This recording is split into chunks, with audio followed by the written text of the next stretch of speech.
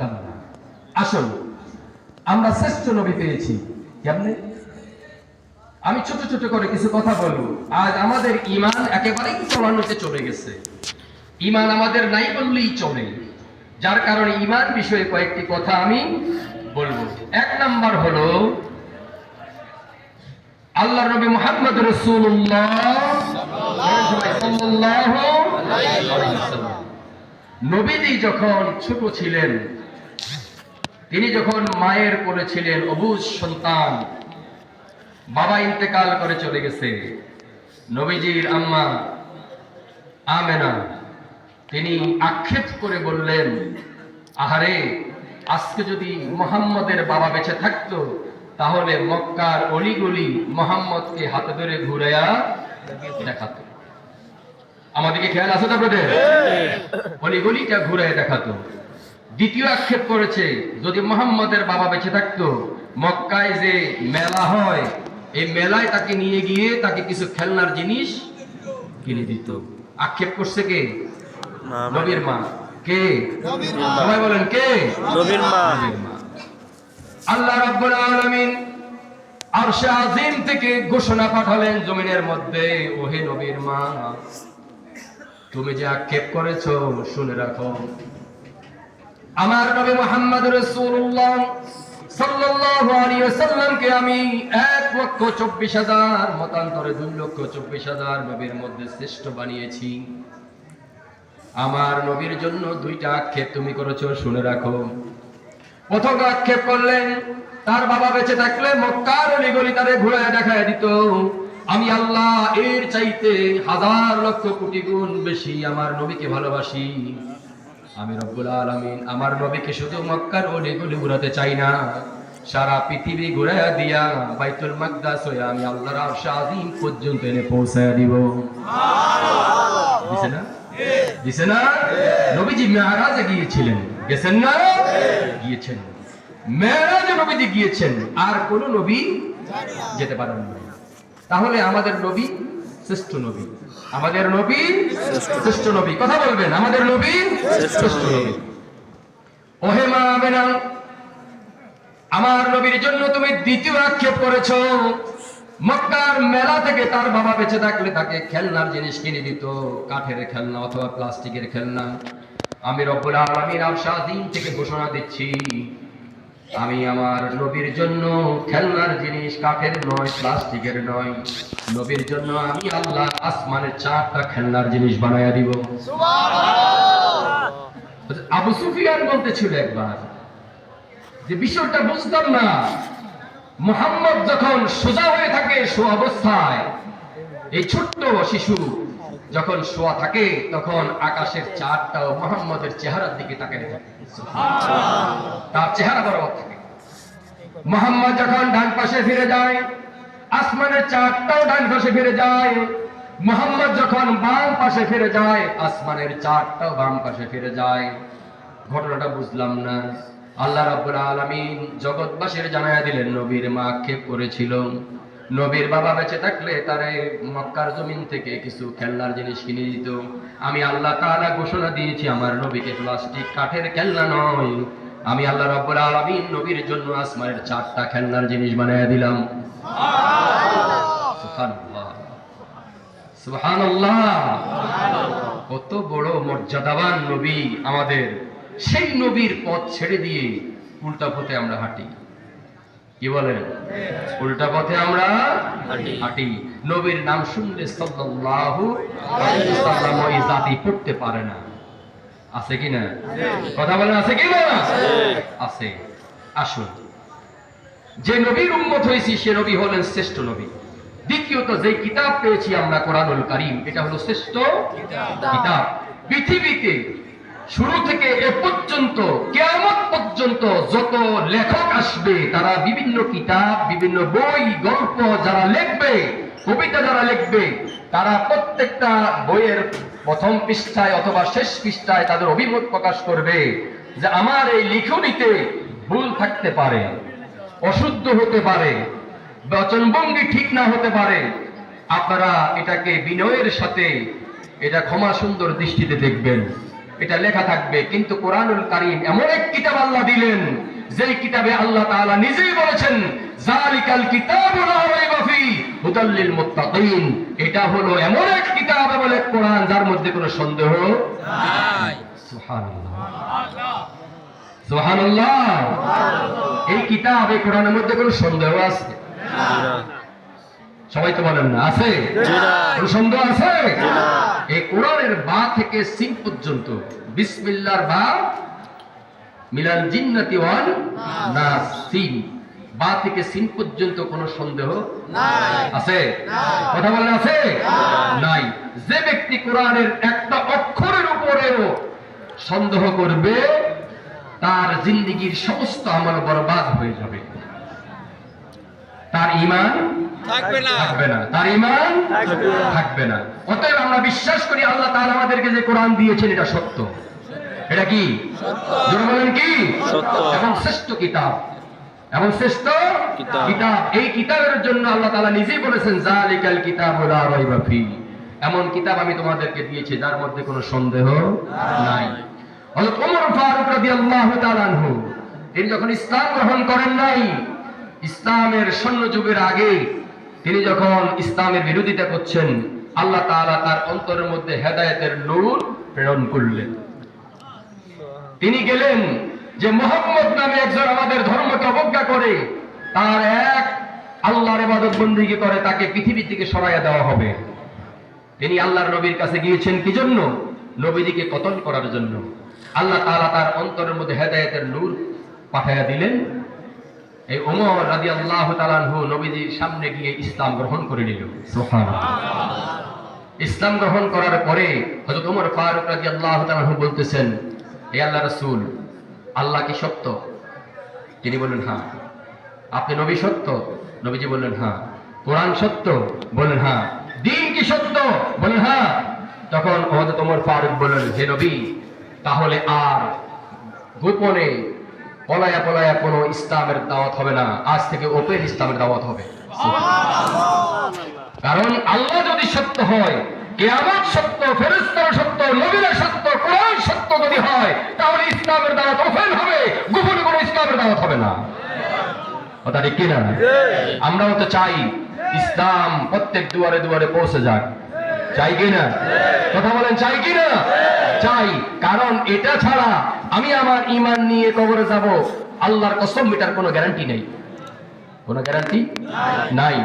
আল্লাহ রাব্বুল আলামিন নিজেই বলেছেন ইন্নাদ দীনা ইনদাল্লাহিল ইসলাম, নিশ্চয়ই জমিনের মধ্যে আমি আল্লাহর কাছে সবচাইতে মনোনীত ধর্ম হচ্ছে ইসলাম।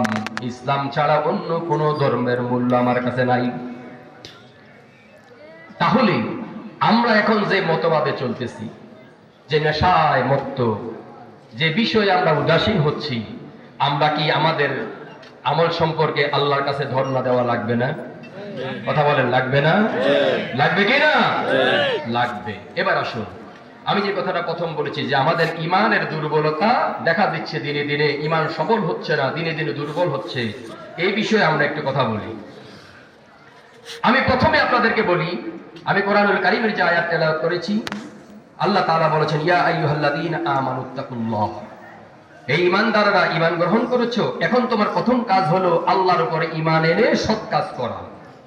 কি কাজ করা? কথা বলেন, কি কাজ করা?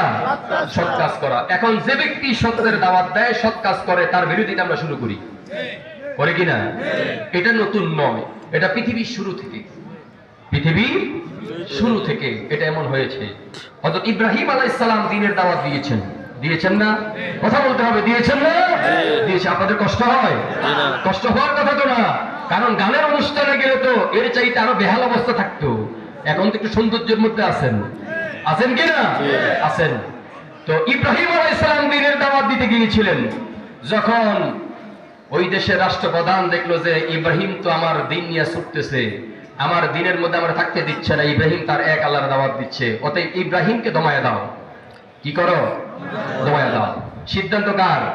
আল্লাহ। নমরুদের। কার? নমরুদের।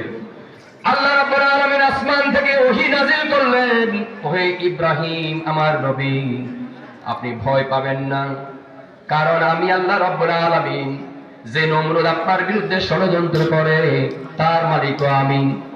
সে যে বিষয়ে ষড়যন্ত্র করে এ বিষয়ে আমার জানা আছে। আর যে দিনের দাওয়াত আপনি নবী দিচ্ছেন আপনার অভিভাবক হলো আমি। নবীর অভিভাবক কে? কে? আল্লাহ। নবীর অভিভাবক আল্লাহ। ইব্রাহিম আলাইহিস সালাম বুক ফুলায় এখন হাঁটতেছে যে আমার কোনো ভয় নাই।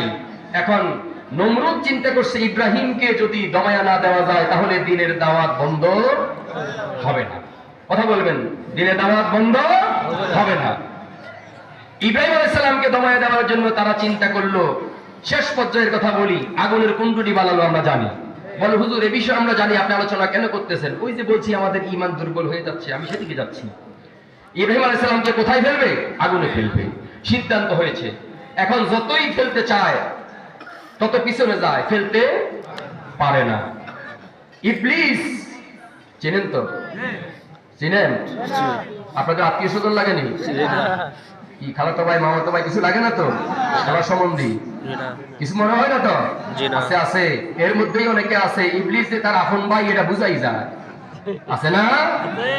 মিথ্যা বলার সুযোগ নাই, আছে। আমি না দেখি, একজন তো দেখে। কে? কে? আল্লাহ। ইব্রাহিম আলাইহিস সালামকে আগুনে ফেলতে চাওয়া হয়েছিল কিন্তু পারে নাই, পারতেছে না। ওই ইবলিস, খেয়াল করবেন কথার দিকে, আমার মতো ধরনের উঁচা টুপি মাথায় দিয়া, লম্বা পাঞ্জাবি গায়ে দিয়া, গলার মধ্যে একেবারে পাগড়ি লটকায়া, হাতে তসবি নিয়া, আর হাতে লাঠি নিয়া ইবলিস এসে হাজির। এখন নমরুদের বাহিনীকে ইবলিস বলতেছে ইব্রাহিমকে এত সহজে আগুনে ফেলা যাবে না, এখন কি করতে হবে? আর আপনি কে? বললেন যে আমি হলাম তোমাদের মুরব্বী। ওই যে মুস্তাক ফরিদের মুরব্বী না, দেখেন কিন্তু ইবলিস বলতেছে আমি তোমাদের মুরব্বী। আচ্ছা বলেন তো মুরব্বী, এখন কি করা যায়?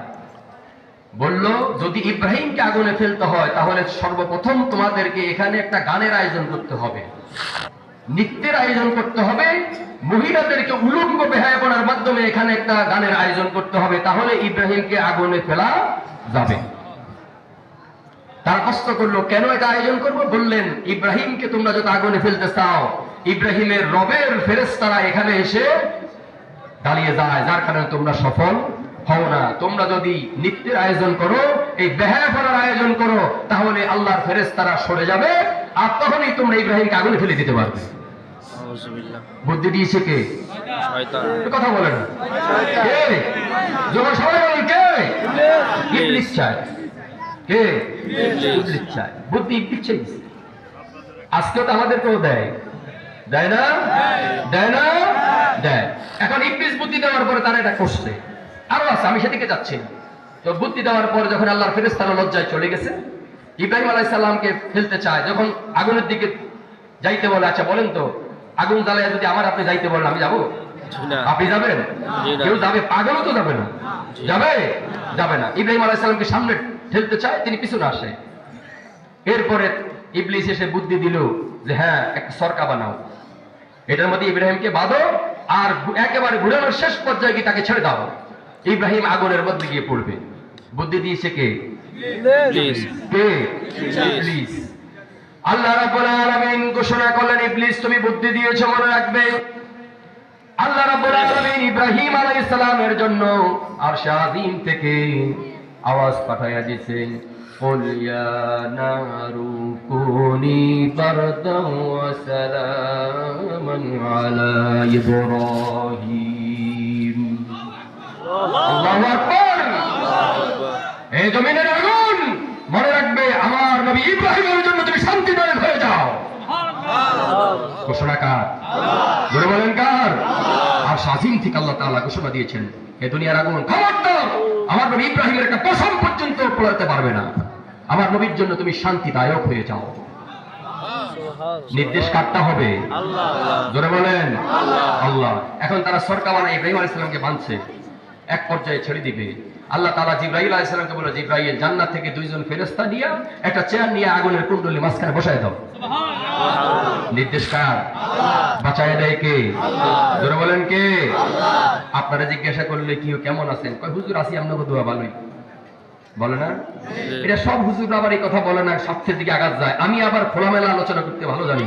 আমার দোয়ায় আপনি ভালো থাকবেন কোরআনে লেখা আছে, হাদিসে আছে, কোন কিতাবে আছে? তাহলে আমার দোয়া আপনি ভালো থাকবেন গ্যারান্টিটা কি? আপনি যে আল্লাহর কাছে কাঁদবেন রাত্রে বেলায়, চোখের পানি ছেড়েন, আমিও তো তার কাছে পারি নাকি? কথা বলেন। হুজুরের বদদোয়ায় খবরদার হুজুরের সাথে বেয়াদবি করবে না, গাড়ি খাদে পড়ে যাবে। তাহলে হুজুরের বদদোয়া যদি গাড়ি খাদেই পড়ে, তাহলে হুজুরকে মানুষ দোয়া করে গাড়ি খাদের থেকে উঠাই দিতে পারবে? কথা বলেন, পারবে? পারবে না। এজন্য মনে রাখতে হবে নির্দেশ কার? ভয় কার কথা থাকবে? ইব্রাহিম আলাইহিস সালামকে কুণ্ডলীর মধ্যে নিয়ে ফেললো, জান্নাতের ফেরেশতারা চেয়ারে বসে গেছে, ইব্রাহিম আলাইহিস সালাম সেখানে বসে গেছে, জান্নাতের খাবার আসতে শুরু করছে। সুবহানাল্লাহ। বাঁচায় দিয়েছে কি? জোরে বলেন। আমাদের কাছে আয়েশা দোয়া চাই, হুজুর আমার বাবা মৃত্যুর সাথে পাঞ্জা লড়ে, বলেনি? কথা বলেন, বলে না? এটা একটা কুফরি কথা, আজকে থেকে আর বলবেন না। বলে হুজুর কেন? পাঞ্জা বুঝেন? বুঝেন না। এখানে 99.99 জনই বুঝে না পাঞ্জাটা কি। পাঞ্জা হলো এরকম একটা টেবিল রেখে দুই পাশে দুইজন বসে, এভাবে হাত ধরে, এই ব্যক্তি এদিকে শোয়ানোর চেষ্টা করে, এই ব্যক্তি এদিকে শোয়ানোর চেষ্টা করে, এটাকে বলে পাঞ্জা। বুঝছেন তো ভাই? আচ্ছা, এখন একজন আরেকজনকে শোয়ানোর জন্য চেষ্টা করে, যে শোয়াতে পারবে সে হলো বলওয়ান, যে শোয়াতে পারবে না সে বলওয়ান হলো না, সে ফার্স্ট হবে না, সে লস করবে। এখন আমার প্রশ্ন আপনার কাছে, কোনদিন আজরাইল আলাইহিস সালামের সাথে আপনার দেখা হয়েছে? তার সাথে পাঞ্জা লড়ছিলেন? ধাক্কাধাক্কি? কিলাকিলি করছিলেন যে খবরদার আজরাইল আমার বাবারা নিবা না, তোমারে কিন্তু হইনাম দইরা বলছিলেন কোনদিন? কথা বলেন, বলছিলেন? কিছু ঈমান ধ্বংস হয়ে গেছে, এজন্য কথাগুলো বলে মনে করায় দিই যে ঈমান ধ্বংস করা যাবে না। এজন্য এই কুফরি কথা বলা যাবে না, কারণ আজরাইলের সাথে যুদ্ধ করার মতো ক্ষমতা আমার আর আপনার নাই। আছে? কথা বলা আছে? নাই। আমি ছোট্ট একটা উদাহরণ দেই। আমার এক তালই, আমার ছোট বোন আমেরিকায় থাকে, তার শ্বশুর বাংলাদেশে একবার আসছে, অসুস্থ হয়ে গেছে হঠাৎ করে, হাসপাতালে নিলাম। তো হাসপাতালে ভর্তি করার পর ওনারা 3 ভাই, ওনার বড় ভাই খুব আদর করতে, উনি ছোট ভাই, আমার তালই ছিল ছোট ভাই, তো বড় ভাই পাগলের মতো হয়ে গেছে, ছোট ভাই অসুস্থ। একবার হাসপাতালে 3 তলায় উঠে, আরেকবার নিচ তলায় আসে, দৌড়ায় শুধু সিঁড়ি দিয়া। রাত্রে 1টার মতো বাজে, আমি নিচে রিসিপশনে বসে বসে খবর দেখতেছিলাম। এখন আমার তালই বড় ভাই উপর থেকে নিচে আইসা দারোয়ানরা ডাকতেছে, দারোয়ান, দারোয়ান, জি স্যার, এদিকে আসো, যদি আমার ভাইয়ের কিছু হয় তাহলে তোমার খবর আছে, যদি আমার ভাইয়ের কিছু হয় তাহলে তোমার খবর আছে। দারোয়ান তো ভয় পেয়ে গেছে, জি স্যার, ইয়েস স্যার, স্যার। তো উনি চলে যাওয়ার পরে দারোয়ান আবার জিজ্ঞাসা করতেছে, হুজুর আমি বিষয়টা বুঝলাম, ওনার ভাই মারা গেলে আমার খবর আছে, দোষটা কি আমার? আমি দারোয়ানকে বললাম, তুমি বুঝো নাই? না হুজুর আমি তো বুঝি নাই। আমি তো দারোয়ান, শুনো, উনি তোমার সতর্ক করে গেছে, আজরাইল যদি এখান দিয়ে ঢুকে তুমি গালের মধ্যে ধরে রাখবা, দাওয়া দাস করি তাহলে বলছে আমার সতর্ক থাকার জন্য। এর বাইরে আমার সতর্ক থেকে কি লাভ? বলেন তো, 3 তলা থেকে যদি তার রু চলে যায়, নিচতলা দাঁড়ায় থেকে আমার কোনো লাভ হবে? তার পাশে দাঁড়ায় থেকে লাভ হবে? হবে না। আজকের মানুষগুলি ভুলগুলো করে। হুজুর দোয়া করবেন যে আল্লাহ তাআলা যেন আমার একটা ছেলে দেয়। এক লোকের কোন দোয়া চাইছে হুজুরের কাছে, ধর আমার কাছেই চাইবে, আমি দোয়া করে দিলাম, যাও আল্লাহ তোমার একটা ছেলে দেয়। ফুদ দেয়, বাংলা কথায় ছেলে বলে না, বলে ফুদ দেয়। কি দেয়? ফুদ দেয়। দেখেন ঈমান কেমনে ধ্বংস হয়। হুজুর একটা ফুদ দেয়, তো এই ফুদ আর হয় না। পরের বছর আবার আসার পর হুজুর কি দোয়া করলেন? ফুদ তো হয় না, আবার ফুদ দিয়ে দিলাম, যাও আল্লাহ তোমার একটা ফুদ দেয়। পরের বছর আসার ভালো করে তো হুজুর কি দোয়া করলেন? হাদিয়া তোফা দিলাম, ফুদ তো হইল না। পরে তাদের জিজ্ঞাসা করলাম, নিরিবিলি বিবাহ করছো কতদিন হয়েছে? হুজুর আমি বিবাহ করিনি, আমি বিবাহ করি না। এটাই সুন্দর তো সুচ্ছা, হুজুর দোয়া করে দেয়। এরকম আছে কিনা? কথা বলে আছে কিনা? আছে। ইব্রাহিম আলাইহিস সালামকে আগুনে ফেলার পরে ইব্রাহিম আলাইহিস সালাম শান্তিদায়ক জায়গার মধ্যে জান্নাতের স্থানে বসে আছেন। নির্দেশ কার? জোরে বলেন কার? আল্লাহ। আল্লাহর নির্দেশ। দীর্ঘদিন যাওয়ার পরে আগুন যখন নিভে গেছে, ওই ফেরাউনের বাহিনী, নমরুদের বাহিনী, তারা তো চিন্তা করছে যে ইব্রাহিমের খেলা শেষ। হঠাৎ করে দেখতেছে আগুনের কুণ্ডলীর মাঝখান থেকে কে যেন হেঁটে হেঁটে বের হচ্ছে। তারা দেখার পরে চিন্তা করলো, চক্ষু মুছতেছে, বলতেছে ঘটনাটা কি ইব্রাহিমের মতোই তো লাগে। বের হয়ে আসছে। ইব্রাহিম আলাইহিস সালামকে দেখে অনেকে ভয় পালায় গেছে। ব্যাপারটা কি? ইব্রাহিমের মতো দেখা যায় সে নাকি ভূত? পলাইয়া গেছে। ইব্রাহিম আলাইহিস সালাম ডেকে বললেন, হে আমার কওমের লোকেরা, তোমরা আমাকে শাস্তি দেওয়ার জন্য, মেরে ফেলার জন্য চেষ্টা করেছো, আমার আরশ আজিমের রব আমাকে বাঁচায় দিয়েছে। রব কয়জন? জোরে বলেন। এখন তো আপনারা জিজ্ঞাসা করলে কেমন, হুজুর আল্লাহ লাগে ইল্লাহ লাগে, বলেন না? বলেন না?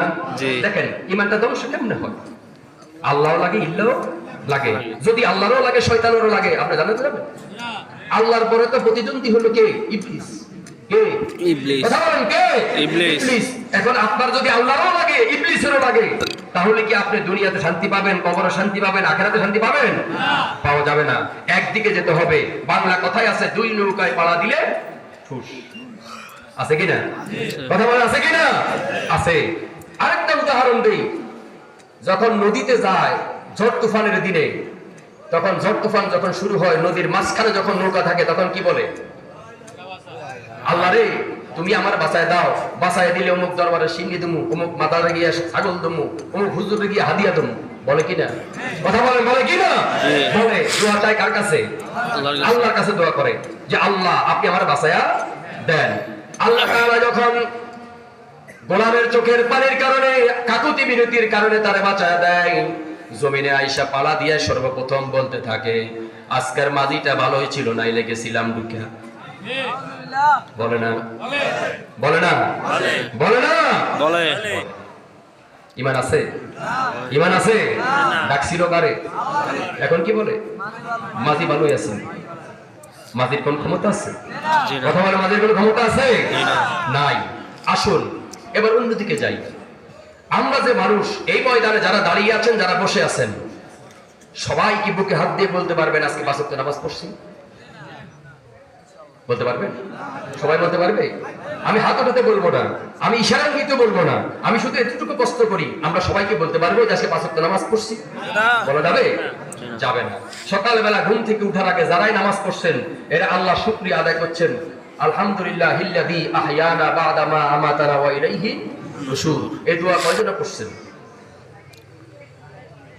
পড়ছেন? পড়েন নাই। আল্লাহ শুকরিয়া কি আদায় হয়েছে? কথা বলেন, আদায় হয়েছে? হয় নাই। আসুন এবার আল্লাহ তাআলা আরশে আজিম থেকে মানুষকে ডাক দেন গভীর রজনীতে, আর আল্লাহর পক্ষ থেকে দিনের বেলায় ৫ ওয়াক্ত একজন আজান দিয়ে ডাকে। তিনি কে? মুয়াজ্জিন। দেয় না আজান? আপনাদের এই মসজিদে আজান দেয়নি?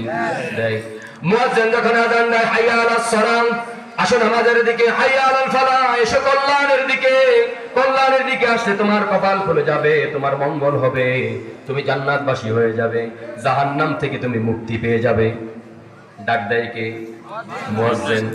এই আজানটা শোনার পরে কয়জন মসজিদে ঢুকে? বলেন। এখন তো শীতকাল আসছে, আসছে না? এখন তো আরো কম। আগে যাই ছিল এখন আরো কম। হয় না এরকম? হয় কি না? হয়। আমাদের দেশে অধিকাংশ, আমি বলবো 80% জনের কোরবানি হয় না। সুদের টাকা দিয়ে কোরবানি দেয়, ঘুষের টাকা দিয়ে কোরবানি দেয়, মেয়ে বিয়ে দিছে, ব্যয় বাড়ির লোকেরা আসবে, কোরবানি না দিলে কেমন দেখা যায়? কথা ঠিক কিনা? কিন্তু কোরবানি ওয়াজিব হয়েছে এরকম সারা বাংলাদেশে বিশ্রামে 10 জনও পাওয়া যাবে না। শতকরা পাওয়া যাবে? কথা বলেন, পাওয়া যাবে? যাবে না। তাহলে আসুন, ঈমান আমাদের প্রত্যেক কাজে কাজে ধ্বংস হচ্ছে। শেষ যে উদাহরণটা আমি দেব এই বিষয়ে, সেটা হলো মাঝে মধ্যে, কথা বলবেন না দিয়ে তাকান, মাঝে মধ্যে দেখবেন আমাদের মসজিদে যখন আজানের পরে বিভিন্ন মুরব্বীরা আসে, কথা খেয়াল করেন, এসেই বলে কাতার সোজা করেন নালে নামাজ হবে না। একটু আগে এটা আরেকজনের আই ফেল যাইছে, আসেনি? আছে না? বেজার হইছেন? বেজার হইছেন? এতে মসজিদে এসে কি বলে? কাতার সোজা করেন নালে নামাজ। এই জাতীয় মানুষ আমাদের, আপনাদের এখানে নাই? আপনাদের এখানে নাই? আছে। হযরত ওমর ইবনে আব্দুল আজিজ আমিরুল মুমিনিন খলিফাতুল মুসলিমিন, তার বাড়িতে এক লোক গেল প্রশ্ন করার জন্য, একটা বিষয় জানার জন্য। বাড়ির সামনে গিয়ে, ইসলামের আদব হলো বাড়ির সামনে দাঁড়িয়ে সালাম দিবে। কি দিবে? সালাম দিবে। কষ্ট হচ্ছে আপনাদের? ইসলামের আলোচ্য বিষয় হলো, ইসলামের নির্দেশ হলো, কোরআনের বাণী হলো, নবীর আদর্শ হলো, কারো বাড়ির সামনে গিয়ে বাড়িতে ঢুকে যাওয়া যাবে না, বাড়ির সামনে দাঁড়িয়ে সালাম দিতে হবে। সালাম একবার দিয়ে দাঁড়িয়ে থাকো, আওয়াজ না আসলে আরেকবার দাও, আওয়াজ না আসলে আরেকবার দাও, 3 বার দেওয়ার পরে যদি কোনো আওয়াজ না আসে ফিরে যাও। নির্দেশ রাসূলের। নির্দেশ কার? রাসূলের।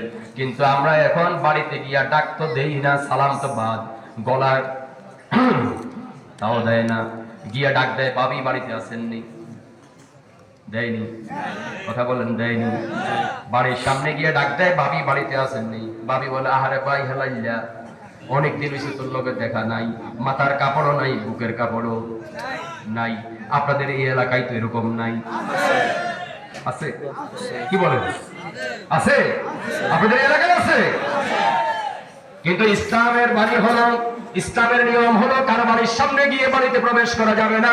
স্বয়ং রাসূল নিজেও নিজের ঘরে ঢুকতে গলা খাইক না দিয়া, মায়ের ঘরে ঢুকতে গলা খাইক না দিয়া রাসূল প্রবেশ করেন নাই। ইসলামের আইন থেকে দূরে সরে যাওয়ার কারণে আমাদের ঈমান ধ্বংস হয়ে যাচ্ছে। যাচ্ছে না? যাচ্ছে না? যাচ্ছে।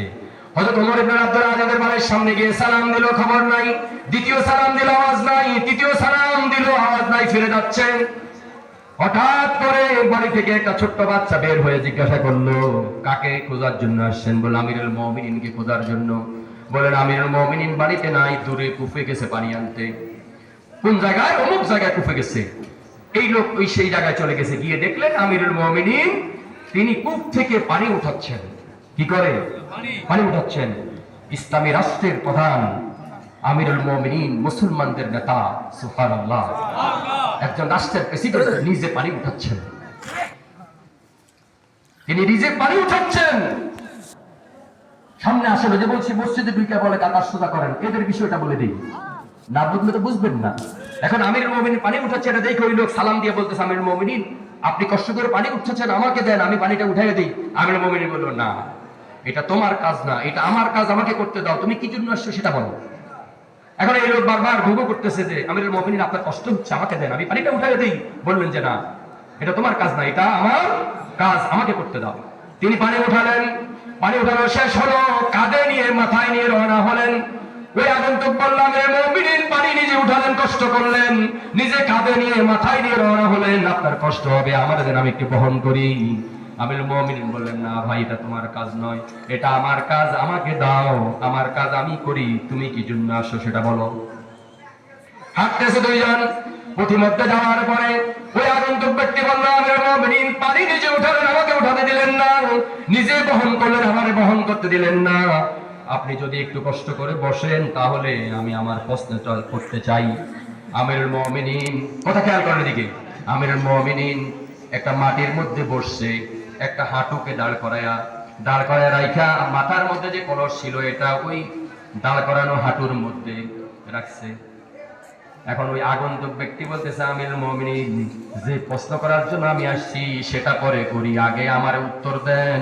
আপনি মাটিতে বসার পরে হাঁটু দাঁড় করায়া ভিজা কলসিটা আপনার হাঁটুর মধ্যে রাখলেন কেন? আমিরুল মুমিনিন কয়, তোমার কি প্রশ্ন আছে সেটা বলো। আপনি এই প্রশ্নের উত্তর দিলে সম্ভবত আমারটা আমি পাইয়ে যাবো, আমারটা আমি পাইয়ে যাবো। এখন আমিরুল মুমিনিন বললেন, ভাই এই জমিনটা, খেয়াল করেন কথা, এই জমিনটা আল্লাহর কোন গোলামের এটা আমি জানি না, এটা আল্লাহর কোন গোলাম বুক দখল করে সেটা আমি জানি না, কিন্তু আমিরুল মুমিনিন হওয়ার পরে আল্লাহ তাআলা আমাকে মুসলমানদের নেতা বানিয়েছে। এই ক্ষমতায় যদি ক্ষমতা প্রয়োগ করে আমি আমার ভিজা কলসিটাই মাটির মধ্যে রাখি, আর মাটির কিছু অংশ যদি আমার ভিজা কলসির তলায় করে আমার বাড়ি চলে যায়, হাসরের ময়দানে আল্লাহ তাআলার শাহী দরবারে গিয়ে আমি আসামির কাঠগড়ায় দাঁড়িয়ে যেতে হবে। এজন্য এই ভিজা কলসিটা আমি মাটির মধ্যে রাখতে পারতেছি।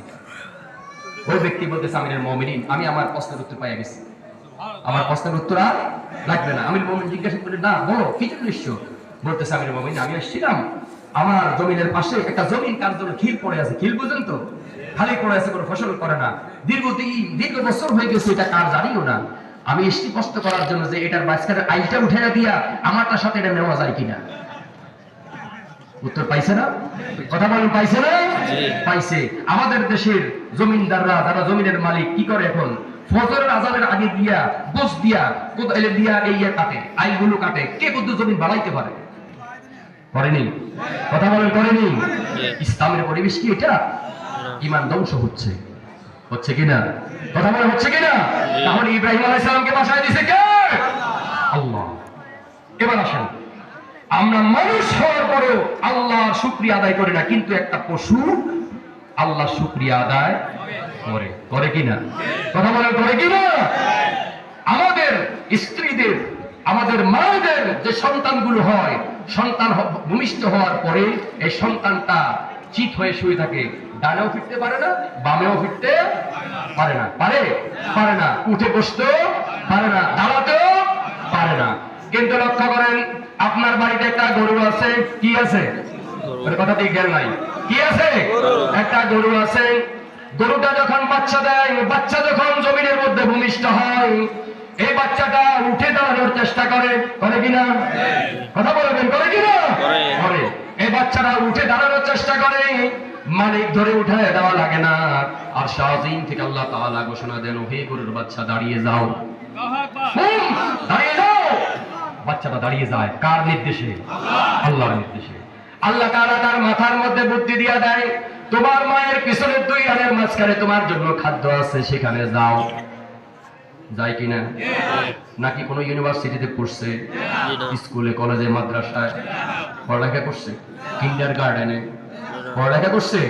পড়ে নাই। বুদ্ধি দিছে কে? দেখেন, ওই বুদ্ধি কি আমাদের দেয় নাই?